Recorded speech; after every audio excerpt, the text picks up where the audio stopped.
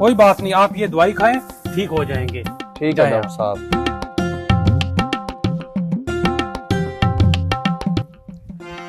Doctor साहब, क्या हो गया? डॉक्टर साहब मेरी ये दाईं टांग नीली हो रही है डॉक्टर साहब। अच्छा, अभी देख लेते हैं। ओए यार, आपका मामला बड़ा सीरियस है। ये टांग काटनी पड़ेगी और नकली लगानी पड़ेगी।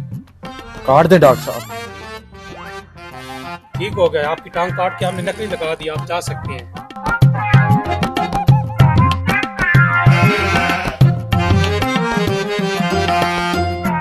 डॉक्टर साहब, क्या हो गया? डॉक्टर साहब मेरी बाईं टांग भी नीली हो गई है डॉक्टर साहब, ये देखें। देख लेते हैं जी, देख लेते हैं। अच्छा, ये टांग तो काटनी पड़ेगी, इसकी जगह भी नकली लगानी पड़ेगी। काट दे डॉक्टर साहब। जी, आपकी नकली टांग लग गई है, आप जा सकते हैं। A few moments later.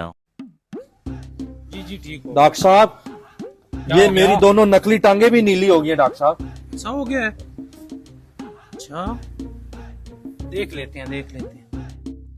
ओहो, घबराने की कोई जरूरत नहीं है। असल में आपके ट्राउजर का रंग उतर रहा है।